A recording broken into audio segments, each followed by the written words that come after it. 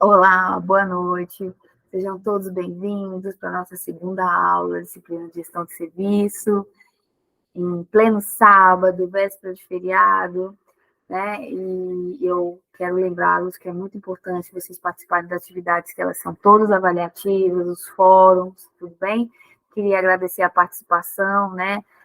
Um dos nossos professores presenciais, que estão aí nos polos, dando esse suporte, né? E apresentar para vocês na próxima aula. Eu vou pedir para o professor Sérgio e a professora Dalva para gravar um vídeo, né? Se apresentando para que vocês também conheçam nossos professores tutores que estão junto com você no decorrer de todo esse processo, certo? Então, vamos relembrar um pouquinho da última aula, né? De algumas definições de serviços. Então, os serviços, eles são atos, processos e desempenhos de ações.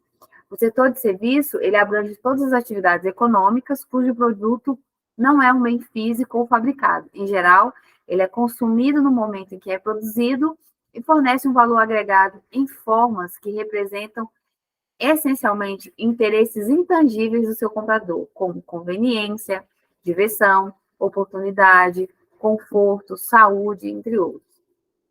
O setor de serviço, ele inclui empresas, entidades governamentais e não lucrativas, né? Então, as empresas, elas podem ter qualquer tamanho, desde uma multinacional, quanto uma empresa de pequeno porte, né? E ele se divide em 4 tipos de processo de serviço. Mas no caso do nosso curso, que é gestão pública, é muito importante que a gente entenda que a gestão de serviços prestada pelo governo são as militares, as educacionais, as judiciárias, as de bombeiro, né?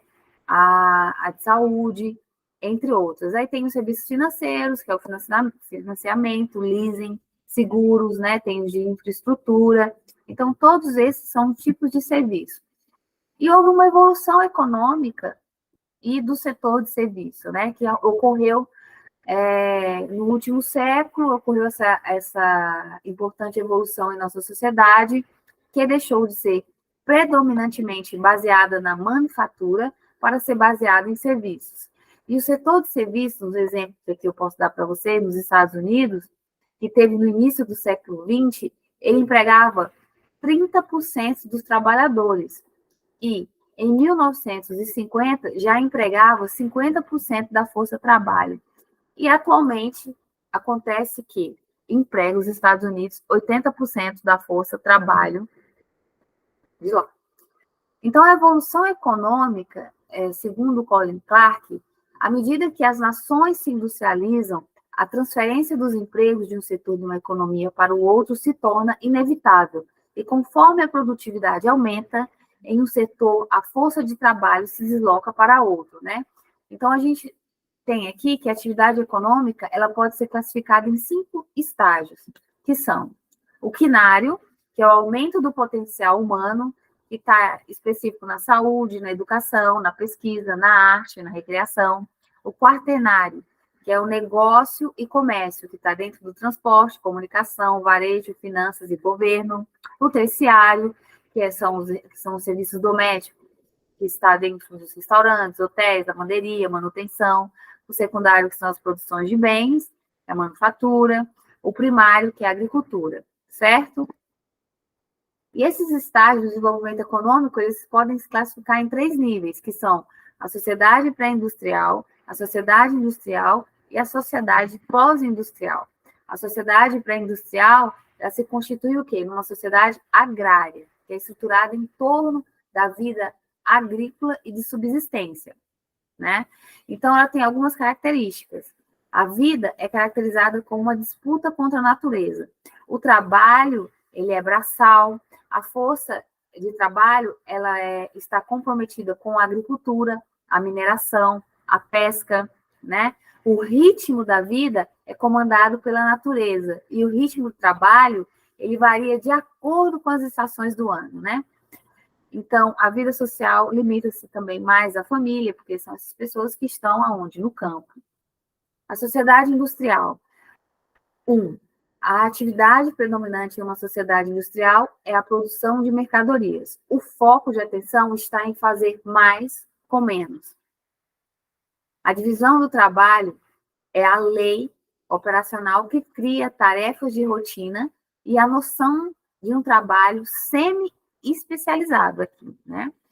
Então, a gente entrando dentro da sociedade industrial 2, a vida se torna o quê? Um jogo contra uma natureza fabricada, um mundo feito de cidades, fábricas e construções.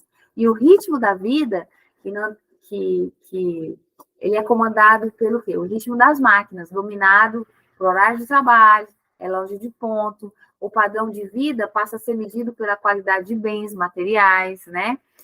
E já na sociedade pós-industrial, enquanto uma sociedade industrial define o padrão da vida pela quantidade de bens, a sociedade pós-industrial, ela está preocupada com o quê? Ela está preocupada com a qualidade de vida medida por serviços como saúde, educação e lazer, né? A vida agora é o quê? É uma competição entre as pessoas. A vida social torna-se mais difícil em razão da multiplicação dessas reivindicações políticas e dos direitos sociais. Então, a sociedade ela está ciente de que as ações isoladas de alguns indivíduos podem combinar-se para prejudicar a todos, como nos casos, né, do congestionamento do trânsito, né, da poluição ambiental, enfim. E a sociedade pós-industrial? É a transformação de uma sociedade industrial em uma sociedade pós-industrial, ela se ocorre de várias maneiras.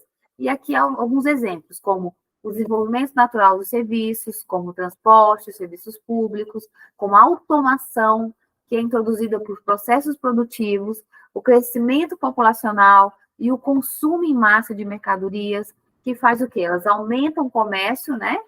Bem como o setor bancário, os imóveis e seguro, e à medida que a renda aumenta, a proporção, à medida que a população começa a gastar com alimentos e habitação, cria-se uma demanda por bens duráveis e, em seguida, por serviços.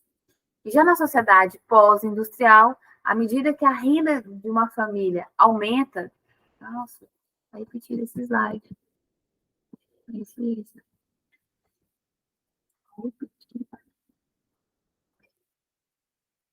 Mais uma vez a gente vai gravar.